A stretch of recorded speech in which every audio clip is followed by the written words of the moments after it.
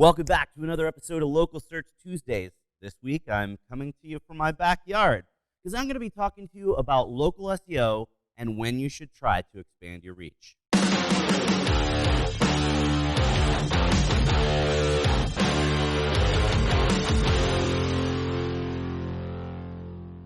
Now, you're probably wondering, what the heck does your backyard have to do with my business showing up in online searches?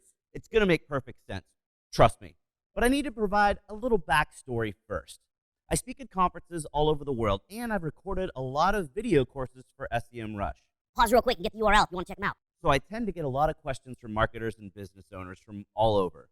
One of the questions I hear most often is some variation of this. I'm about 25 miles outside of insert city name here, and I want to show up for searches in that city. Obviously, you're doing digital marketing and local SEO specifically because you want to attract more customers and grow your business.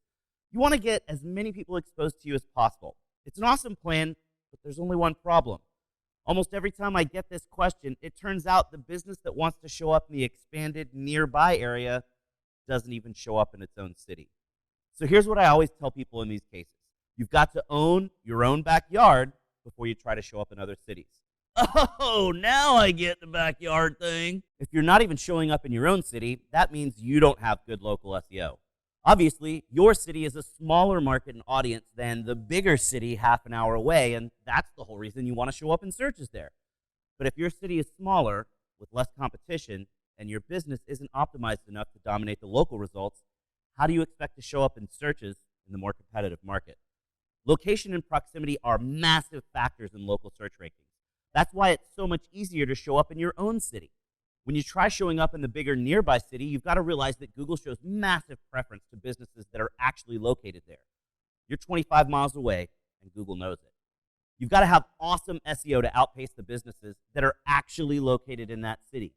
If your own local competitors are beating you in search results for your own smaller city, you've got no hope of beating the bigger fish in the bigger pond.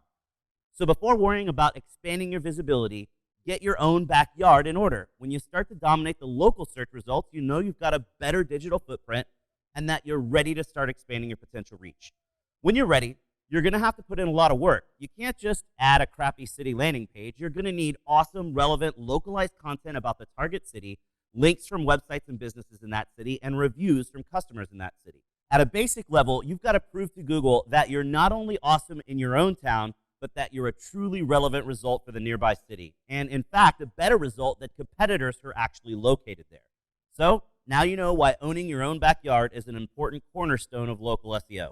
That's all the time we've got for today's video, which means it's that time. Put your hand on the screen right here. We totally just high-fived because you learned something awesome. Thanks for watching, and we'll see you again next week for another episode of Local Search Tuesdays.